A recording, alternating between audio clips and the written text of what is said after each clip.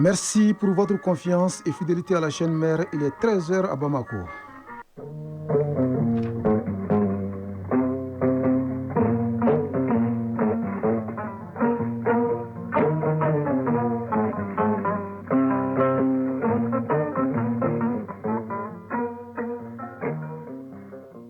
Le journal Bourama Traoré.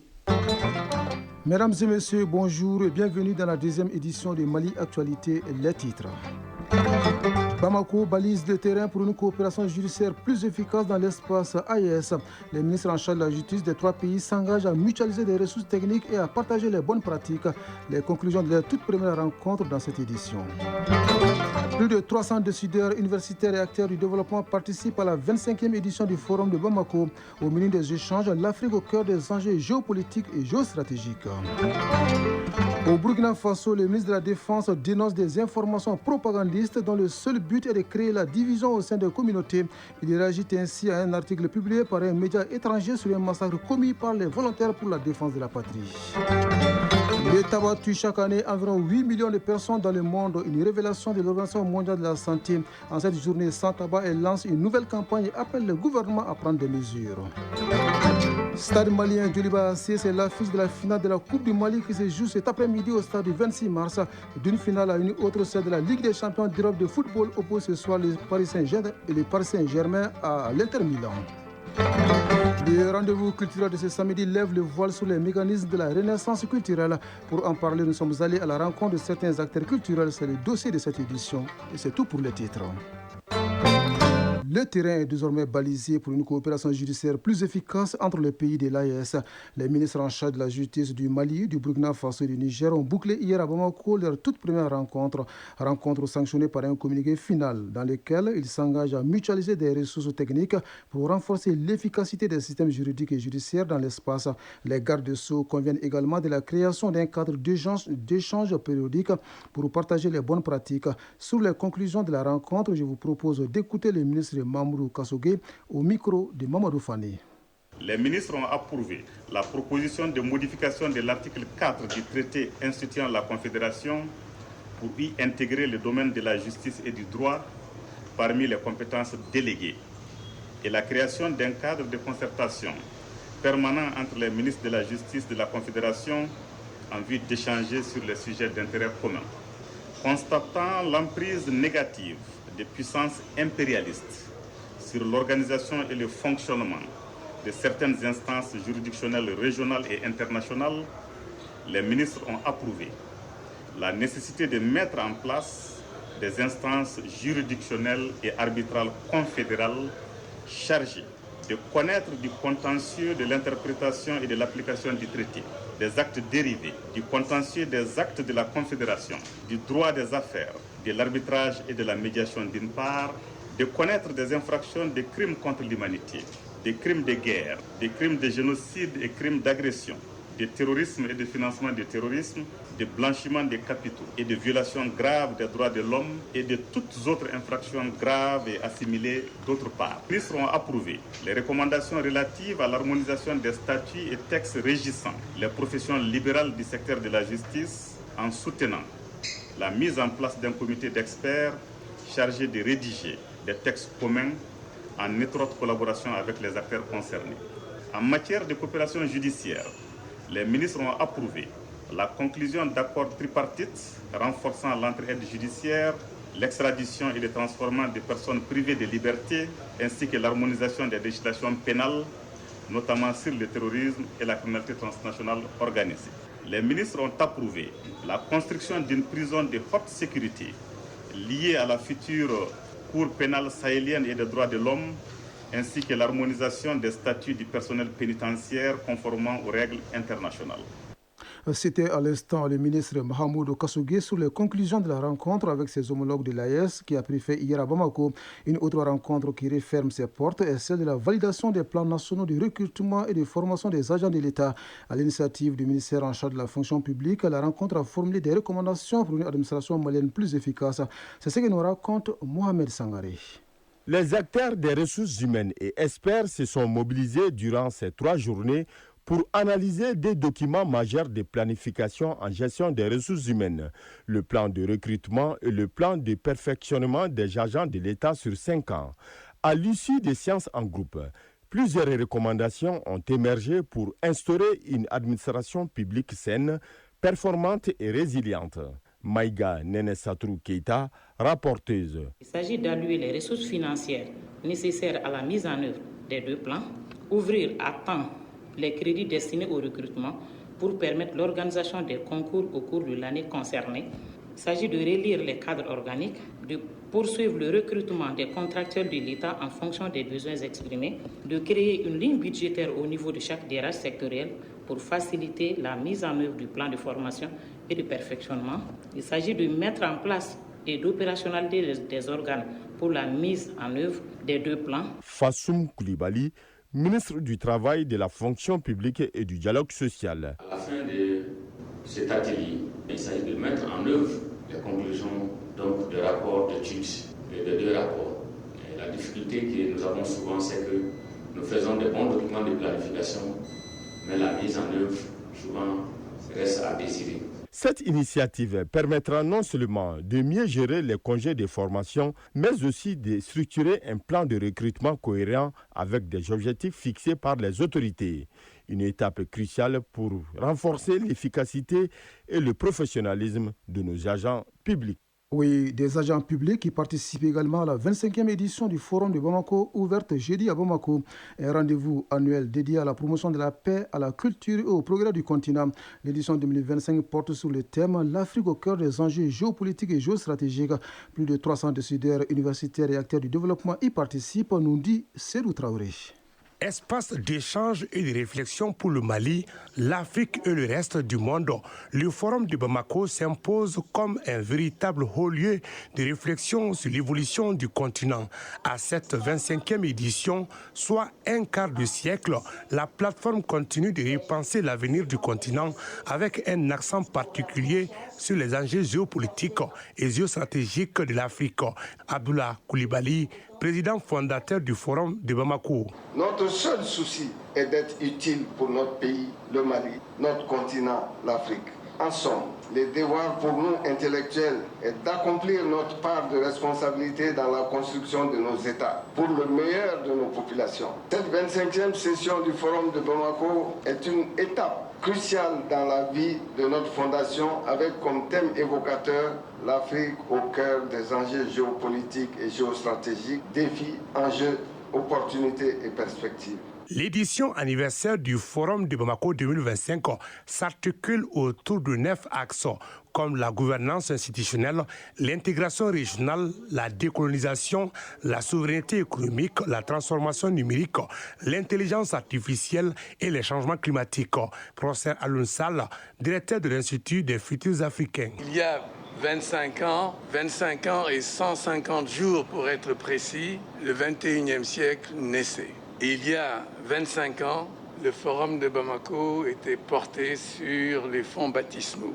Le Forum de Bamako a donc l'âge du 21e siècle et comme lui, comme le 21e siècle, le Forum de Bamako a une histoire peu banale, une histoire mouvementée et c'est l'histoire d'un monde en crise. Penseurs, décideurs et acteurs du développement des renom présents à Bamako mettront les 3 jours à profit pour rendre un hommage à des illustres personnalités disparues qui ont accompagné et soutenu le forum depuis sa création en 2001. Oumarou Sidibé, ancien ministre. Si le forum est devenu un moment important dans l'agenda international ici en Afrique, c'est certainement grâce à la vision au travail de son président, mais c'est aussi grâce au soutien de tout le monde. À l'ouverture, les organisateurs ont remis des distinctions à certaines personnalités ainsi qu'à des entreprises qui ont soutenu et accompagné le forum depuis ses premières heures. Au Burkina Faso, le ministre de la Défense réagit à un article publié jeudi par un média étranger relatif à un massacre commis par les volontaires pour la défense de la patrie dans des villages autour de Dori et de Gorgadji. Des faits présentés visent à déstabiliser le pays et à ternir l'image de l'armée et des VDP selon le ministre de la Défense qui appelle ses compatriotes à rester prudents face aux informations propagandistes dont le seul but selon lui est de créer la division au sein des communautés du Burkina Faso. Au même moment, le premier ministre du Sénégal, Ousmane Sonko, effectue une visite de travail et d'amitié en Côte d'Ivoire. Le chef du gouvernement sénégalais a rencontré son homologue ivoirien Robert Begré-Mambé, rencontre à l'issue de laquelle il a déclaré, je cite, « Nous œuvrons pour une sous-région pacifique intégrée, orientée vers le développement économique, la sécurité et la stabilité politique ». Fin de citation. Ensuite, Ousmane Sonko s'est entretenu avec le président Alassane Ouattara. L'objectif affiché est de renforcer les liens, notamment commerciaux, entre les deux pays. En Guinée voisine, Sidya Touré est reconduit à la tête de l'Union des forces républicaines à l'issue du congrès du parti tenu hier à Conakry. Par visioconférence depuis la Côte d'Ivoire où s'est exilé il y a 3 ans, il a rendu hommage aux activistes Fonenke Mengue et Biloba et au journaliste Habib Marouane Kamara, disparu depuis des mois. Sidya Touré a également appelé les autorités guinéennes à dialoguer avec la classe politique pour apaiser les tensions. Tensions qui ne retombent pas en RDC où l'ancien président Joseph Kabila poursuit ses rencontres à Goma. Après avoir échangé jeudi avec les religieux de la région, il a discuté hier avec les autorités traditionnelles. Les principaux sujets étaient d'ordre sécuritaire, de développement, mais aussi de cohabitation entre pouvoir coutumier et pouvoir moderne, ainsi que les retours des populations déplacées dans leurs localités respectives. D'autres réunions et consultations sont prévues ce week-end, notamment avec la société civile. Concernant toujours la situation à RDC, le président ougandais Yoweri Museveni a pris mercredi les rênes du mécanisme de suivi de l'accord cadre pour la paix, la sécurité et la coopération dans la région des Grands Lacs. Il succède à son homologue burundais Evariste Ndayishimiye à la tête de cette structure pour 2 ans. À l'occasion de la passation des témoins, le président Museveni a vivement critiqué la recherche de solutions à l'extérieur et appelle à remettre l'initiative entre les mains des pays de la région. En attendant que cet appel soit entendu, le président centrafricain Faustin Archange Touadéra rencontre les professionnels des médias à l'occasion de la 2e édition du déjeuner de presse au Palais de la Renaissance à Bangui. Les discussions s'articulent autour de la diplomatie, de l'économie, de la politique et de la sécurité. Depuis le mois d'avril, des affrontements opposent des miliciens aux forces armées au sud-est de la Centrafrique. Le président Touadéra promet un retour à l'ordre dans cette partie du pays. C'est dans ce contexte d'insécurité que la Centrafrique, à l'instar des autres pays, célèbre ce 31 mai la journée mondiale de sans tabac. Occasion pour l'Organisation mondiale de la santé de lancer une nouvelle campagne et d'appeler les gouvernements à interdire d'urgence tous les arômes dans les produits à base de tabac et de nicotine, y compris les cigarettes, les sachets, les chichas et les cigarettes électroniques. L'objectif est de protéger les jeunes de la dépendance et de la maladie. Chaque année, environ 8 millions de personnes décèdent suite à la consommation du tabac, selon l'Organisation mondiale de la santé. Retour ici au Mali, direction Garalo, dans la région de Bougouni. La localité dispose d'une nouvelle maternité réalisée par le projet Dambé à hauteur de plus de 40 millions de francs CFA. L'infrastructure sanitaire va contribuer à réduire la mortalité néonatale et infantile dans les cercles. D'autres détails avec Abdul Karim Konaté qui nous appelle de la cité du Bani Monotier. Garalo, localité située à une 50aine de kilomètres de Bougouni, chef-lieu de cercle.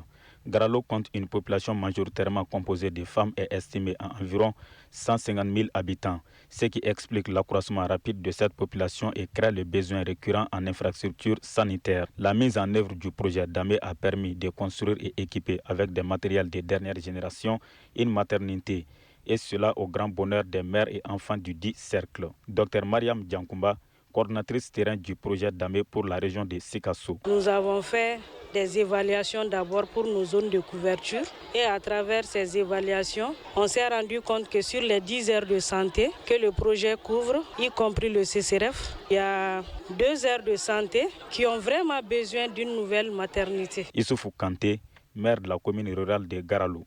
Au nom de toute la population de Garalo et ses environnants, je remercie les agents du projet Dambé pour leur bonne collaboration avec les autorités locales. Bâtie sur une superficie de 247 mètres carrés dans la cour du CESCOM de Garalo, cette maternité est composée entre autres d'une salle de planification familiale, un bureau des sages-femmes, un bloc de 3 latrines, un incinérateur pour un coût total de 44 856 620 francs CFA. Dr Mala Silla, médecin-chef du centre de santé de référence de Bougouni. C'est une maternité qui répond à toutes les exigences en termes de normes nationales et internationales. Nous appelons la population de fréquenter la maternité. Bagari Keita, préfet du cercle de Garalou. L'inauguration d'un centre dédié à la mère et à l'enfant est toujours un moment émouvant. Aussi, c'est un grand plaisir pour moi d'être à vos côtés aujourd'hui pour partager cet événement. Cette maternité moderne permettra de réduire à coup sûr les évacuations des patients vers le centre de santé de référence de Bougouni. Bougouni, Abdul Karim Konaté, Djibril Bagayogo pour l'ORTM.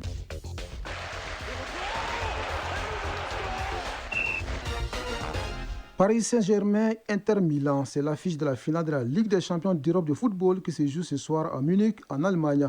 Le coup d'envoi est prévu à 19h temps universel. D'une finale à une autre, celle de la Coupe du Mali, oppose ce soir le stade malien de Bamako à Djoliba AC au stade du 26 mars. La synthèse de l'actualité sportive porte la signature de Fotigi Tunkara. Le stade du 26 mars de Irimadio va vibrer ce samedi au rythme de la finale de l'édition 2025 de la Coupe du Mali. Elle oppose le stade malien de Bamako au Djoliba AC. Le coup d'envoi est prévu pour 16h30. Les deux grands rivaux du football malien vont se disputer ces fameux et précieux trophées de la Coupe du Mali pour la 14e fois de l'histoire. Le bilan des 13 finales disputées affiche 8 victoires pour les Blancs de Bamako contre 5 pour les Rouges de Bamako. Présentation de l'affiche et les enjeux du match avec Sragot Sissé. Comme en 2018, le stade malien de Bamako et le Djoliba AC vont se retrouver en finale de Dame Coupe. Recordman de trophées 23 et détenteur, le stade malien de Bamako visera une 24e étoile. Les Blancs, surmotivés au lendemain du titre de champion de Ligue 1 professionnelle saison 2024-2025, auront à cœur de poursuivre la lune de miel. À Sotiba, le technicien Mamoutou Kane Dimourlé et ses hommes sont en rang serré et peaufinent les derniers réglages. Le Stade malien de Bamako disputera ce samedi sa 33e finale de Coupe du Mali. Hamma Mandia, milieu de terrain du Stade malien de Bamako. Depuis le début de saison, c'était dans notre objectif pour remporter la Coupe du Mali. Et aujourd'hui, nous sommes en finale. Voilà, vraiment déterminés et engagés pour remporter cette finale. Vainqueur de l'épreuve à 20 reprises en 64 éditions, le Djoliba AC tient à cette Coupe du Mali pour sauver sa saison. Le dernier triomphe date de 2022. Alou Doubia, capitaine du Djoliba AC. On s'entend un match très très difficile, un match compliqué, mais je pense qu'on est en train de mettre toutes les chances de notre côté.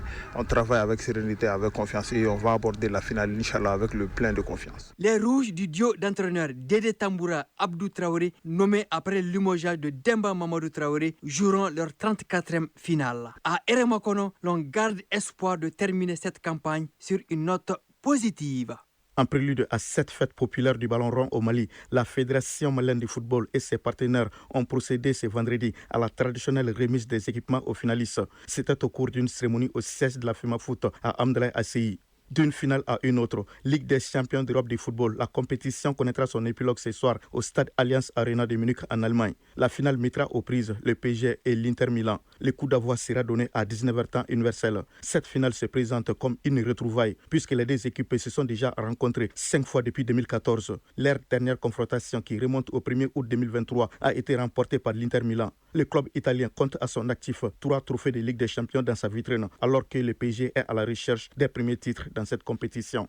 Du basketball avec les playoffs du championnat national de première division. La compétition reprend ses droits ce samedi en faveur de la 3e journée au Palais des Sports Salamatou Maïga à AC 2000 après un jour de repos observé ce vendredi. Chez les dames, à 17h, le Djoliba AC en découdra avec le Stade malien de Bamako qui compte 2 victoires en 2 matchs. En cas de succès cet après-midi, les Blancs de Bamako vont écourter la compétition en décrochant prématurément les titres. Par contre, une victoire des Rouges permettra de relancer le tournoi et maintenir le suspense. Chez les messieurs, à 19h, le Stade malien de Bamako et les CRBT vont croiser le fer. L'occasion pour l'une ou l'autre formation de faire la différence, puisque les deux équipes comptent chacune une victoire. Pour rappel, les Blancs de Bamako avaient gagné lors de la première journée 68-63 avant de s'incliner lors de la deuxième journée 73-68. Page Mali Culture 2025. Dans notre rendez-vous culturel du samedi, focus aujourd'hui sur les mécanismes de la renaissance culturelle, des mécanismes qui sous-entendent la relance d'activités créatrices dans les domaines tels que la littérature et les arts visuels. Dans le cadre des années de la culture, Bemba Sibi est allé à la rencontre de certains acteurs pour mieux comprendre ces mécanismes. C'est le dossier de cette édition. Le savoir est essentiel et l'essentiel se trouve dans le livre. C'est dire combien la production littéraire est déterminante pour une renaissance culturelle. Le livre est témoin de l'histoire, consigne les valeurs socio-culturelles et partage les idées. L'industrie livresque est moribonde au Mali. 2025, année de la culture, est un tremplin pour une renaissance de l'industrie du livre au Mali. Pour ce faire, certaines conditions sont préalables. Nyare Fatoumata Keita, écrivaine et éditrice. Le soutien du livre, ça va non seulement d'une subvention au niveau des maisons d'édition pour que les livres de l'année soient subventionnés, créer des bibliothèques nationales en plus de ce qui est au Mali, au niveau de Bamako. Au niveau des régions, il faut qu'il y ait des bibliothèques. Au niveau des communes, il faut qu'il y ait des bibliothèques. Et de passage, j'insiste aussi sur le fait d'intégrer les livres et la littérature dans la biennale artistique du Mali. Une industrie du livre dynamique est une base solide pour la diffusion du savoir. Le livre est aussi une source d'inspiration précieuse pour les acteurs du 7e art. Dans tous les cas, un film est d'abord un scénario. Dans ce schéma, la relance du secteur cinématographique est liée indirectement à celle du livre. Toutefois, la ressemblance s'arrête là. Le secteur du 7e art a subi les affres du néocolonialisme avec l'Organisation internationale de la francophonie qui s'est positionnée comme le bailleur principal du cinéma en Afrique avec des conditions à la limite humiliantes. Salif Traoré, réalisateur. Je suis très heureux d'ailleurs d'apprendre que le Mali, le Niger, le Burkina ont tendance de sortir la francophonie. Avec la francophonie, pour vous donner de l'argent, il fallait accepter de changer le scénario. On vous imposait des techniciens. Pour la relance effective du secteur cinématographique, il faut 3 préalables selon Salif Traoré. Il faudrait qu'on ouvre une vraie école de cinéma. Et une fois que cela serait fait aussi, il faudrait leur donner des moyens. Quand on veut réveiller le cinéma, ça veut dire qu'on le réveille avec tous les corps de métier, que ce soit la distribution, que ce soit l'exploitation. Dans tout le Grand Mali, nous n'avons que 2 salles de cinéma, le Merouba qui n'est pas opérationnel à tout moment et le Babemba à Bamako. Ces préalables ne sont pas loin de celui des arts de scène pour stimuler la créativité et favoriser la production de pièces de danse et de théâtre conformes à nos valeurs socio-culturelles. Adama Traoré, directeur artistique de Acte 7. Il faut qu'on arrive à faire des formations des scénographes qui vont transformer et travailler sur l'espace pour l'accueil du public et aussi pour la présentation des spectacles. Ça, c'est un premier aspect. Et il va falloir travailler aussi sur les costumes. Comment les costumes des époques, si on veut représenter des pièces de tel siècle, etc., comment on va les représenter, quel type de costume il faut avoir. Et en plus de ça, aujourd'hui, l'historiographie du théâtre nous dit que l'esthétique théâtrale passe par l'écriture. Il faut qu'on ait des résidences d'écriture. Des leviers qui, actionnés, vont impulser une nouvelle dynamique aux arts de scène. Pour les artistes plasticiens, la situation est à la fois simple et compliquée. Simple, car l'attrait pour les tableaux dans son salon ou son bureau est certain.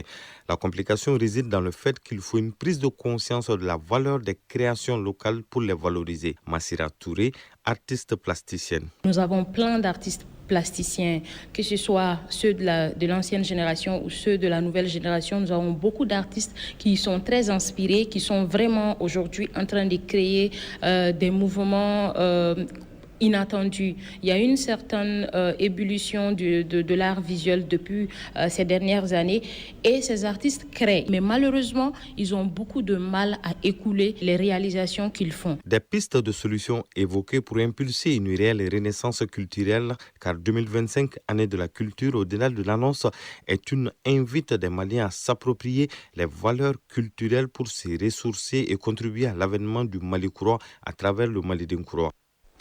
C'est Dossier Culture met un terme à cette 2e édition de Mali Actualité qui vous a été servie par un trio. À la mise en onde par Alimata Ouattara, à la mise en ligne Badi Touré et au micro Brahma Traoré. Astan Tangara s'installe juste après moi pour la lecture des avis et communiqués. Les prochains rendez-vous avec l'information, c'est à 19h30. Grand merci à vous de nous avoir suivis. Belle fin de journée à vous, où que vous soyez.